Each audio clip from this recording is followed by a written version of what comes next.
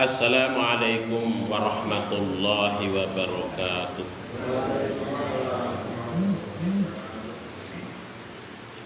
Alhamdulillah, alhamdulillahilladzi anzala ni'matal imani wal islam. Asyhadu an la ilaha illallah wahdahu la syarika lah wa asyhadu anna Muhammadan abduhu wa rasuluh. Allahumma sholli wa sallim wa barik ala Muhammadin wa ala alihi wa ashabihi wa man tabi'ahum bi ihsan ila yaumil qiyamah, amma ba'd. Bapak-bapak, ibu-ibu yang dirahmati dan diberkahi oleh Allah Subhanahu wa taala, alhamdulillah, puji dan syukur marilah kita senantiasa panjatkan kepadanya atas segala limpahan nikmat yang Allah karuniakan kepada kita bersama. Kemudian juga marilah sholawat serta salam kita sanjungkan kepada junjungan kita, teladan kita, Nabiullah Muhammad sallallahu alaihi wasallam. Mudah-mudahan juga kepada para keluarganya, sahabatnya, dan juga kepada umatnya.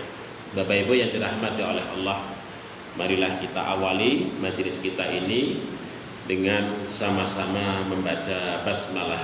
Bismillahirrahmanirrahim. Bapak Ibu yang dirahmati oleh Allah, pada malam hari ini kita akan melihat surat Qaf ayat 16 sampai 18. Di dalam ayat ini Allah Subhanahu wa taala berfirman kepada kita semua. A'udzu billahi minasy syaithanir rajim. Wa laqad khalaqnal insana wa na'lamu ma tuwaswisu bihi nafsuhu wa nahnu aqrabu ilayhi min hablil warid.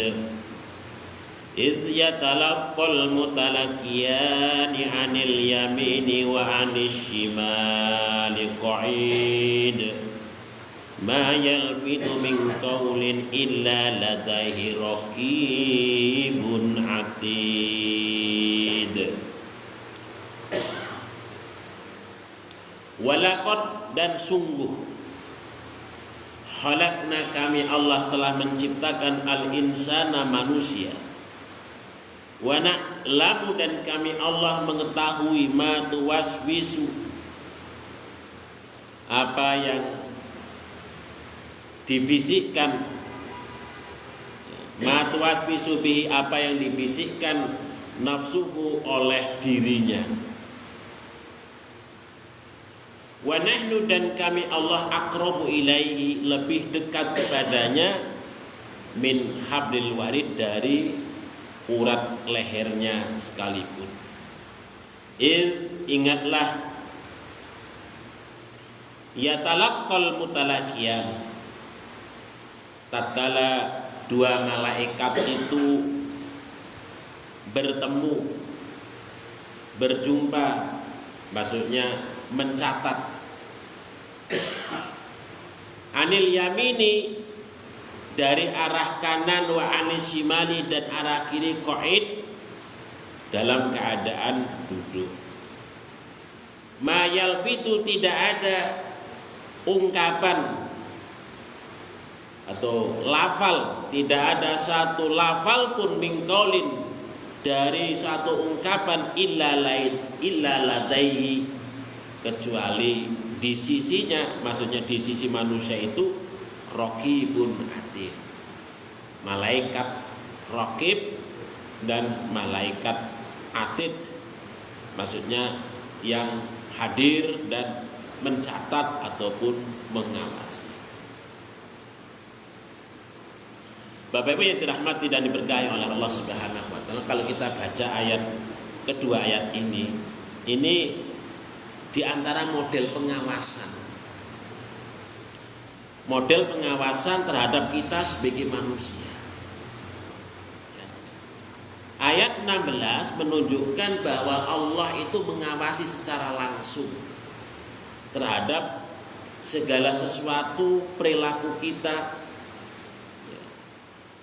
segala sesuatu terkait dengan diri kita, perilaku kita.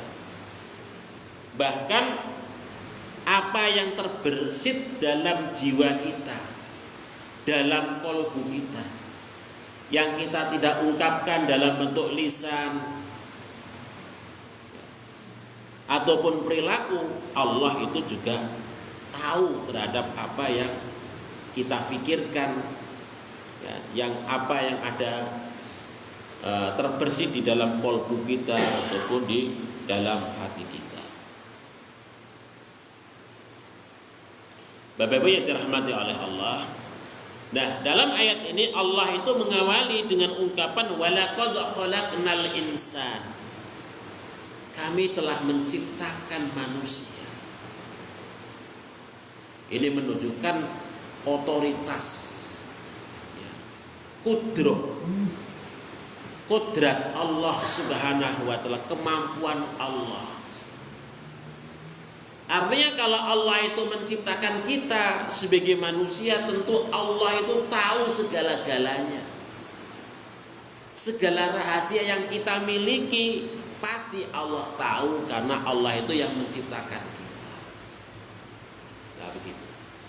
Jadi di sini Allah menginformasikan bahwa laqad khalaqnal insan itu sebagai penegas bahwa terkait dengan kudrat Allah, kudrah Allah, kemampuan Allah terhadap kita sebagai makhluknya, bahwa kita sebagai makhluk adalah yang diciptakan oleh Zat yang Maha Al-Qadir, yang Maha Al-Khaliq, yang Maha Al-Hafidh. Jadi tidak ada sesuatu pun rahasia di sisi Allah Subhanahu wa ta'ala, karena Allah itu ngerti bahan-bahan yang sekecil apapun yang melekat di dalam diri kita itu. Karena apa? Karena Allah lah yang menciptakan kita. Sehingga kemudian penegasan Allah wa na'lamu ma tuwaswisu bihi nafsuh itu sebagai penegas bahwa Allah, ilmu Allah, pengetahuan Allah itu mencakup, meliputi segala sesuatu, termasuk apa yang menjadi rahasia diri manusia. Mungkin orang lain tidak mengetahui rahasia kita, tetapi Allah mengetahui rahasia kita. Orang lain gak ngerti apa yang ada dalam pikiran kita, tetapi Allah mengetahui apa yang ada di dalam pikiran kita. Ini maksudnya bahwa pengetahuan Allah Subhanahu wa ta'ala itu begitu mendalam terkait dengan kita sebagai manusia, sangat detail. Nah, begitu.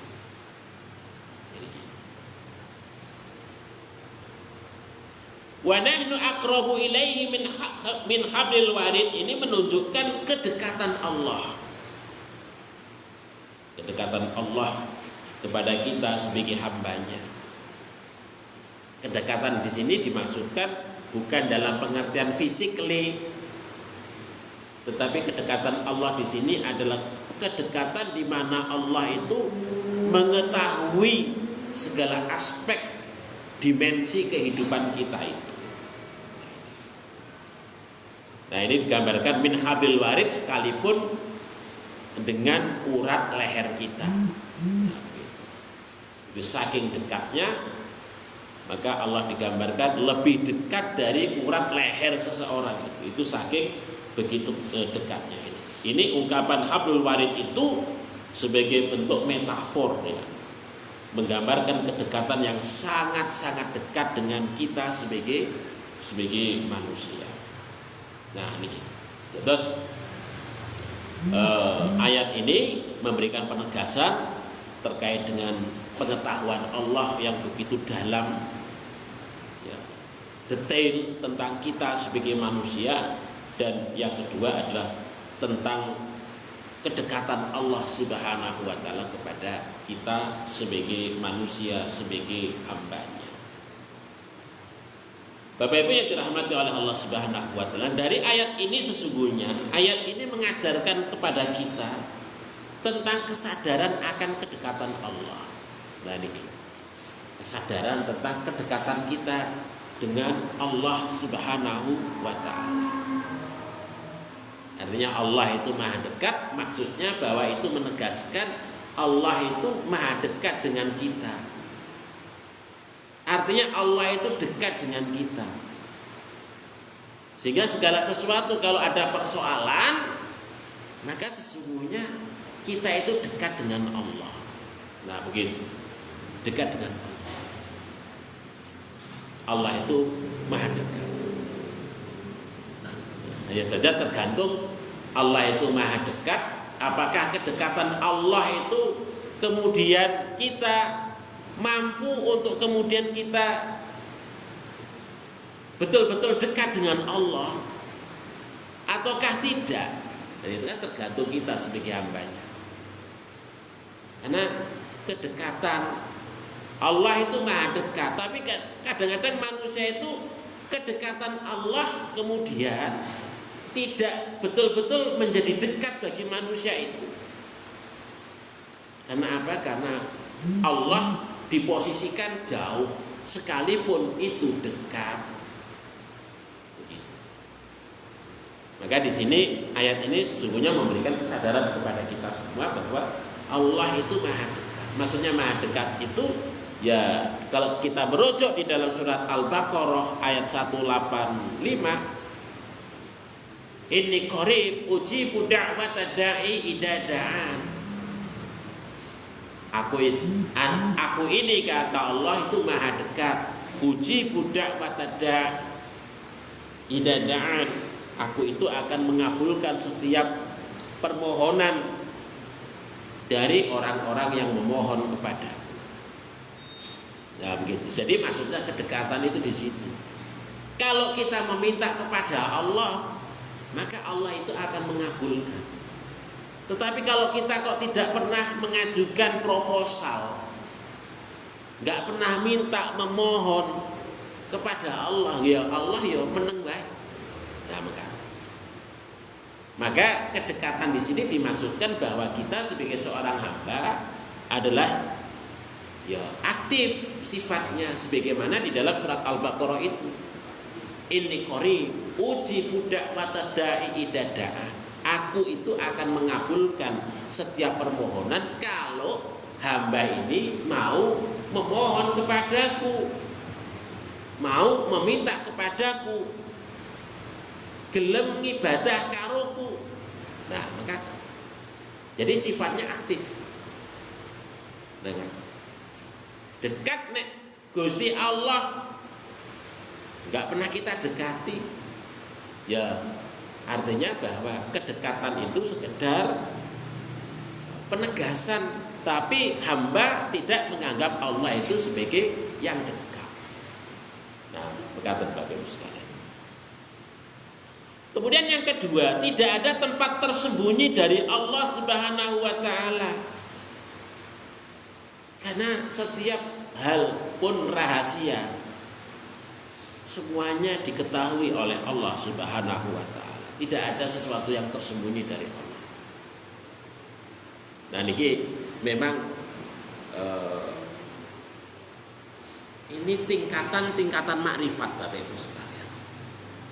Kalau orang memiliki kesadaran bahwa sudah tidak ada tempat yang tersembunyi dari Allah, itu sudah tingkatan makrifat. Tingkatan makrifat. Kesadaran bahwasanya tidak ada tempat yang tersembunyi bagi Allah itu, ya bagi kita kadang-kadang masih masih abu-abu begitu. Maksudnya abu-abu itu apa? Begini Bapak Ibu sekalian, ketika kita itu berbuat maksiat, kita merasa bahwa apa yang kita lakukan itu seolah tersembunyi, gak ada yang bisa melihat.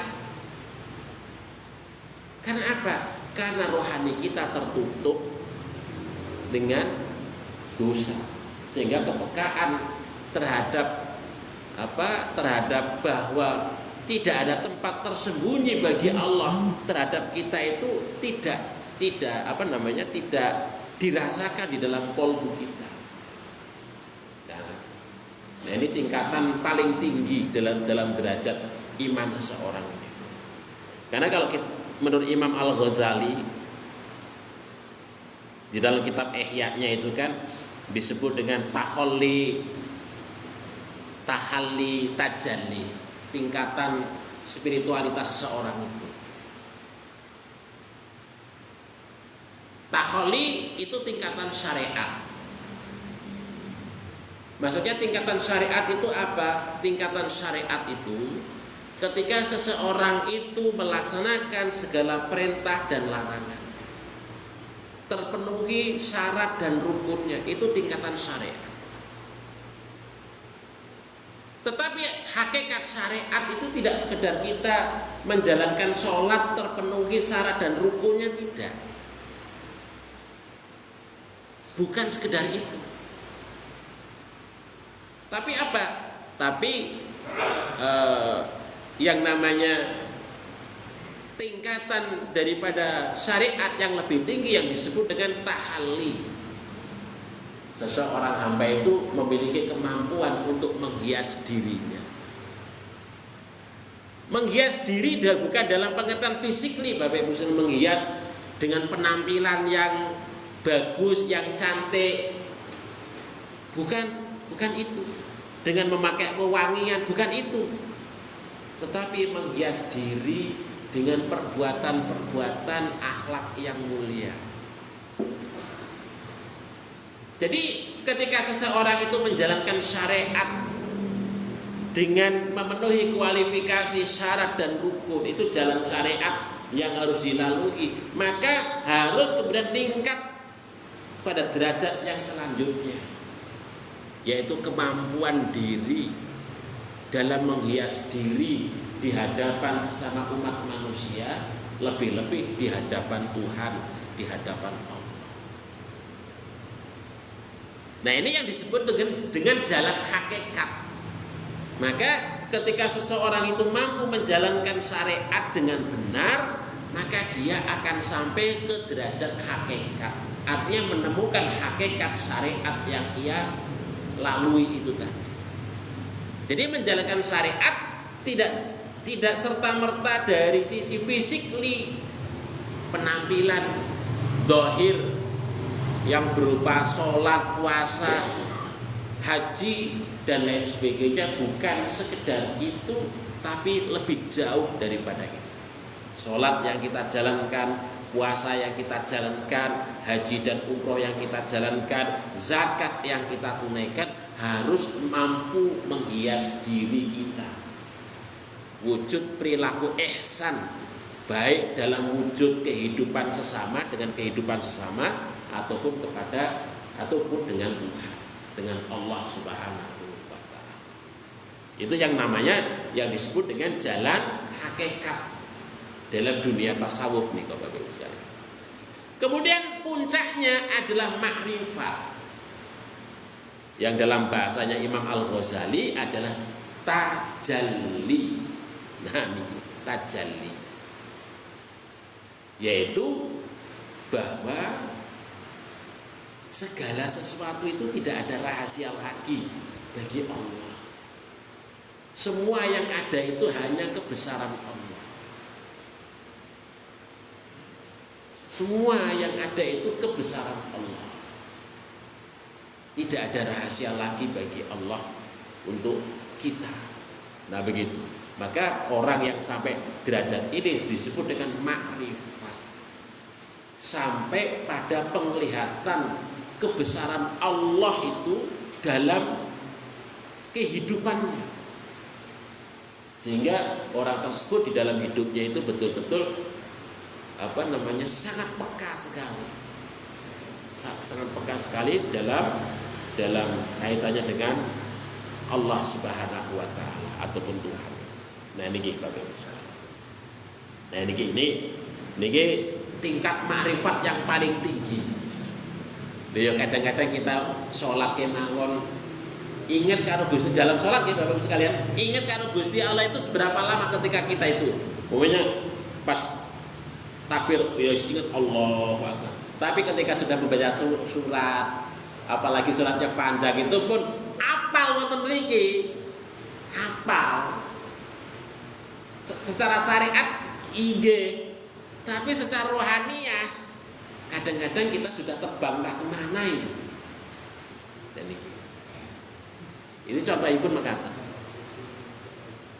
Maka tingkatan makrifat itu kalau itu mampu dijalani seseorang itu puncak dalam tingkatan spiritualitas seseorang dengan kedekatannya dengan Tuhan, dengan Allah Subhanahu wa taala. Nah ini Pak Ustaz. Makanya ketika seseorang itu sudah memahami tentang kesadaran akan kedekatan Allah itu, maka akan tercipta kehidupan kedamaian. Hidup damai.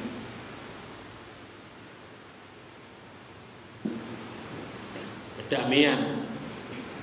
Hatinya tidak akan pernah gelisah. Hatinya tidak pernah sedih karena faktor perkara dunia.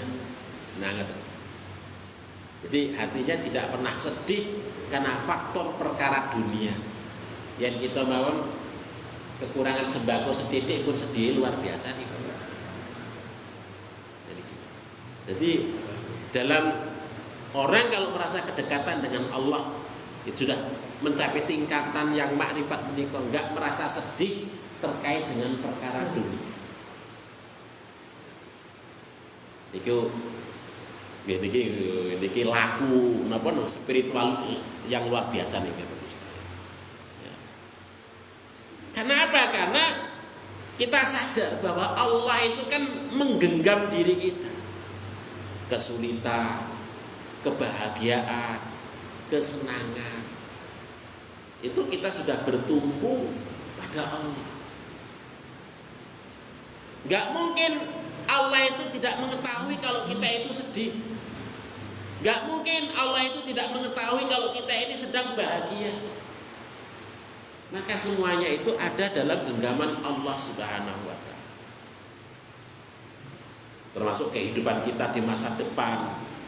Mau apa itu semuanya kita yakin, seyakin-yakinnya bahwa Allah Subhanahu wa taala itu ya mengetahui terkait dengan masalah itu, dan itulah yang kemudian menjadikan kita itu tentram. Kita tidak akan pernah sedih, mau mati di mana saja nggak pernah sedih.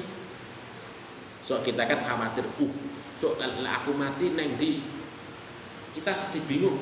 Tapi bagi orang yang sampai ke makrifah menikah, Bapak sekalian, nggak pernah sedih. Karena apa? Allah, dia itu percaya betul Allah sudah mengaturnya.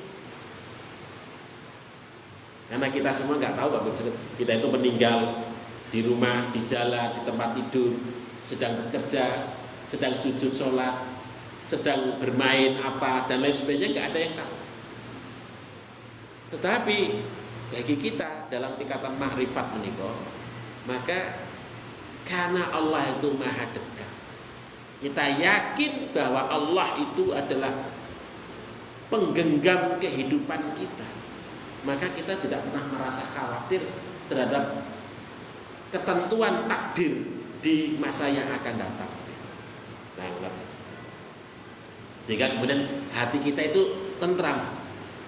Bapak-bapak, ibu-ibu yang usia-usia 70-an, 80-an enggak merasa gelisah.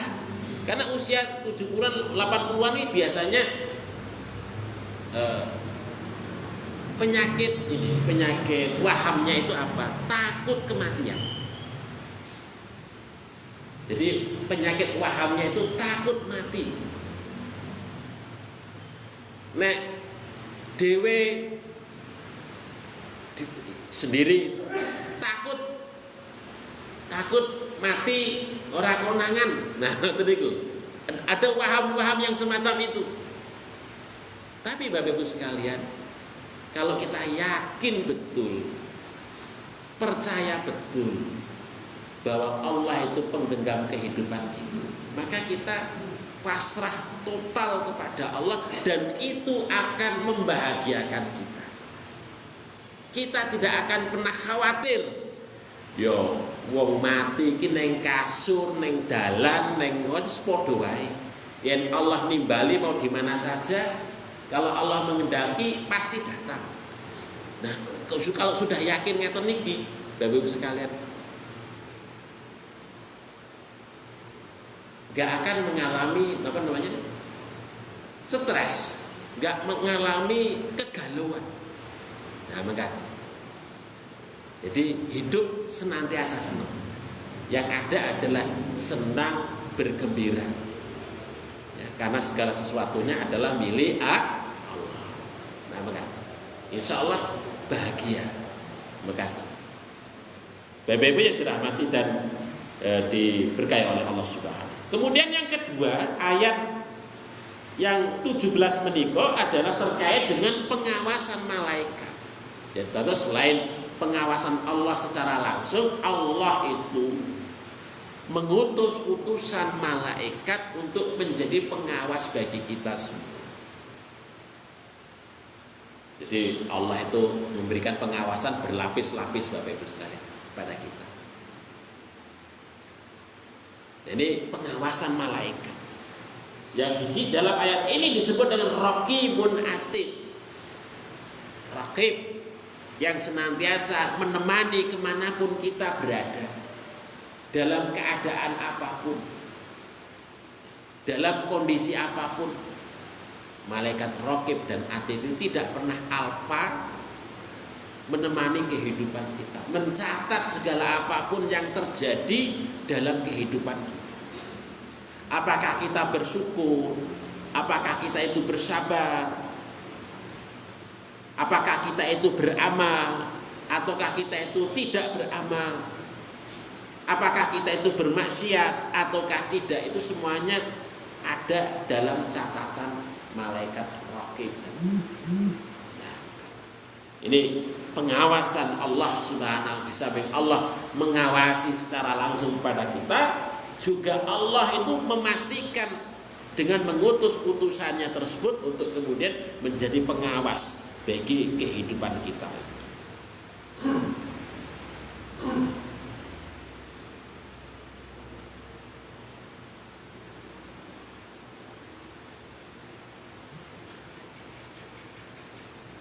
Ini model pengawasan yang kedua. Dan ada juga pengawasan yang ketiga, model pengawasan yang ketiga di dalam ayat yang lain. Umumnya dalam surat At-Taubah ayat 105 Bapak Ibu sekalian. Itu adalah pengawasan manusia, sesama manusia. Jadi kita sebagai orang yang beriman, beramal niku nggih sami-sami diawasi. Kita semua akan menjadi saksi kebaikan, keburukan kita semua. Kanjeng Nabi Muhammad SAW juga akan menjadi saksi terhadap segala perilaku, tindak tanduk kita, amal kita nanti di hadapan Allah Subhanahu wa Ta'ala. Makanya kalau kita baca dalam surat At-Taubah ayat 105 menika, i'malu fasayarallahu amalakum, beramalah kalian ya, semua wahai manusia, wahai orang-orang mukmin, orang-orang muslim, fasayarallah, maka Allah akan melihat amalakum, amal kalian, wa rasuluhu, dan rasulnya akan melihat, wal mu'minun, dan orang-orang mukmin itu juga akan melihat. Jadi amal kita itu akan disaksikan oleh sesama kita orang-orang mukmin, oleh Rasul kita, utusan Allah Subhanahu wa Ta'ala, Rasul manusia itu, dan juga Allah itu sendiri akan menjadi saksi terhadap segala amal yang kita lakukan. Nah, dalam kaitannya dengan Allah dan Rasul itu, kalau dalam bahasa dalam bahasa audit syariah niku disebut dengan syariah compliant, pemenuhan standar syariah, kesesuaian standar syariah. Apakah amal yang kita lakukan itu sesuai enggak dengan standar syariat? Nah, maka jadi amal yang kita lakukan itu secara syariat itu sudah benar ataukah dulu? Jadi kalau bicara audit syariah kata Bapak.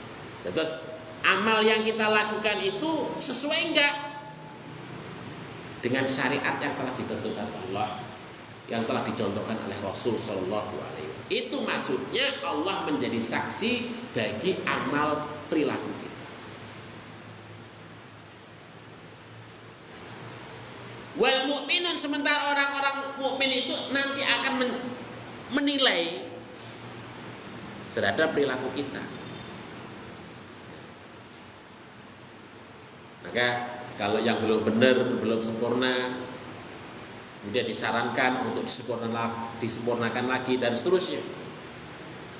Itu terkait dengan saran, nasihat ataupun rekomendasi terkait perilaku, amal, perbuatan, ya, karya yang kita lakukan selama hidup wonten dunya.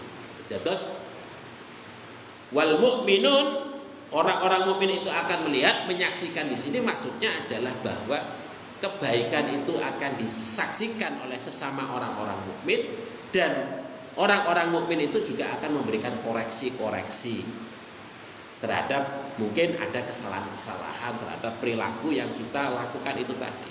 Kalau kita kok mau menerima koreksian itu, maka fa insyaallah amal kita itu akan semakin baik. Nah, begitu. Akan semakin baik. Nah, ini pengawasan, model pengawasan sesama manusia mengatakan Bapak sekalian. Makanya di dalam ayat lain menika Allah Subhanahu wa taala menyatakan,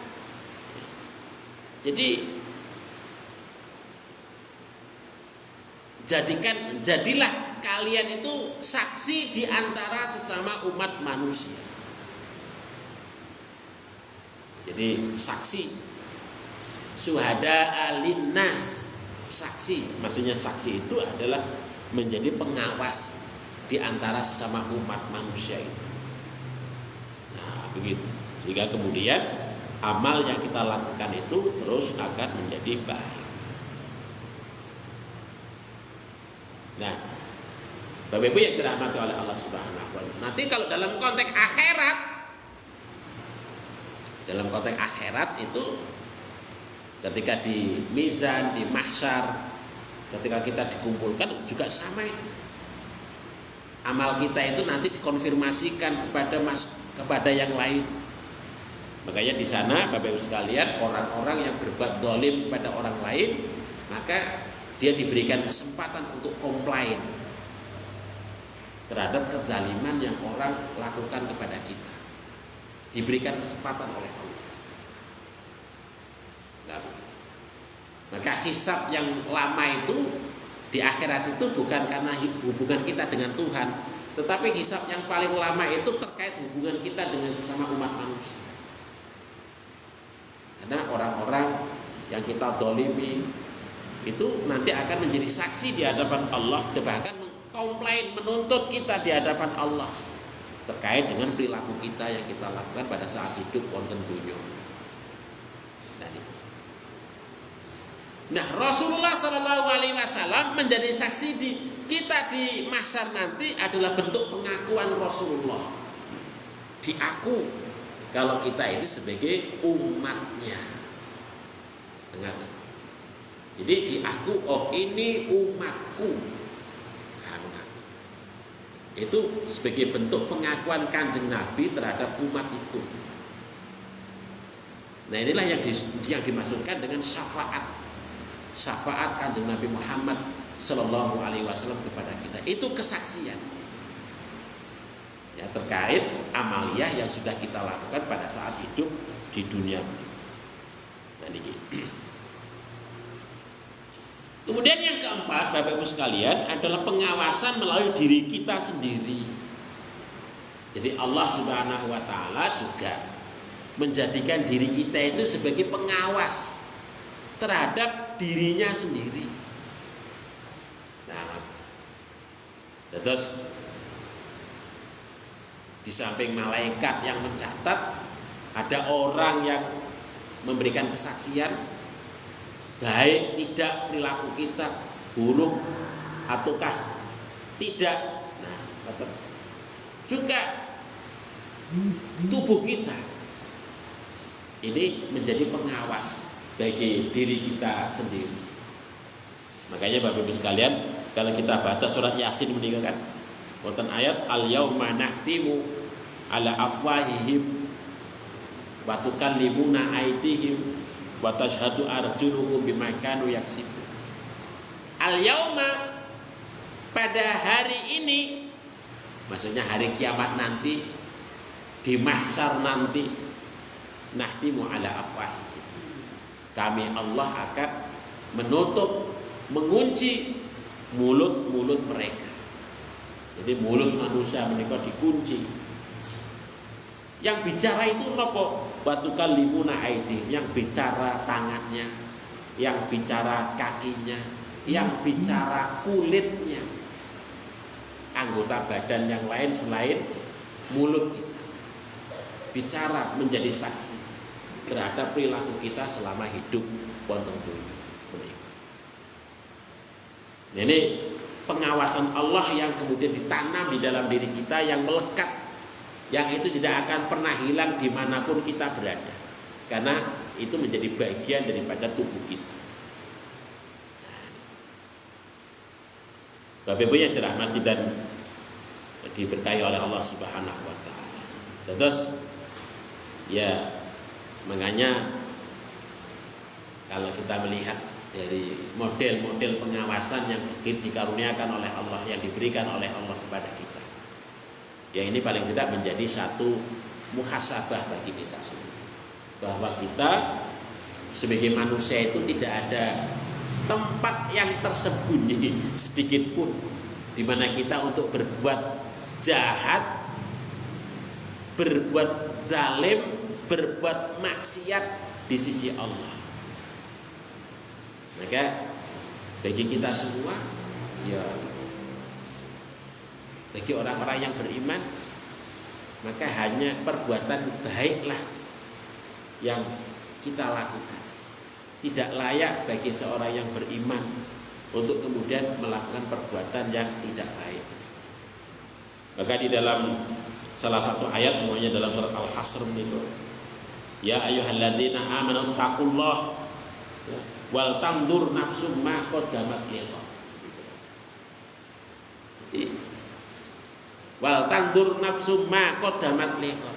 Wahai orang-orang yang beriman, bertakwalah kalian itu kepada Allah, dan lihatlah, hisablah, ya, auditlah amal yang sudah kalian lakukan. Apakah amal, perilaku yang sudah kita lakukan itu sudah baik? Kalau baik itu sudah sejauh mana kebaikan yang sudah kita lakukan? Atau maksiat, kedurhakaan kepada Allah Subhanahu wa taala? Maka di sini kita perlu untuk melakukan pertaubatan. Dalam rangka untuk apa? Untuk menatap sisa waktu kehidupan kita ini. Lighat wal tandur nafsum ma qaddamat lighat. Lighat, untuk ke depan harus kemudian orang yang beriman itu harus lebih baik dari sisi amalnya, perilakunya, imannya, takarubnya, ibadahnya kepada Allah Subhanahu wa taala. Bapak Ibu yang dirahmati dan diberkahi oleh Allah Subhanahu wa taala, dan ini kalau kita baca dalam ayat-ayat itu Allah Subhanahu wa taala terkait dengan bagaimana Allah Subhanahu wa taala mengawasi kita, Bapak Ibu sekalian. Mengawasi kita. Maka di sini tidak ada yang luput dari pengawasan Allah Subhanahu wa taala.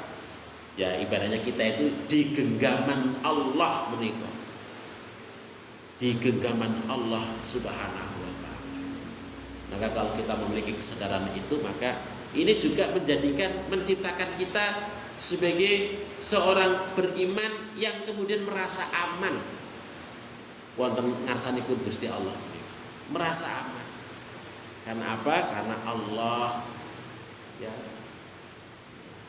di samping Allah itu Qarib, dekat dengan kita, Allah juga masih kemudian mengutus utusannya. Masih kemudian kita hidup bersama orang-orang yang beriman untuk saling mengingatkan antara satu dengan yang lain. Dan juga diri kita sendiri itu juga bagian daripada rahmat Allah, berkat Allah, ya, untuk kemudian kita terus bersyukur atas segala anugerah yang Allah karuniakan kepada kita.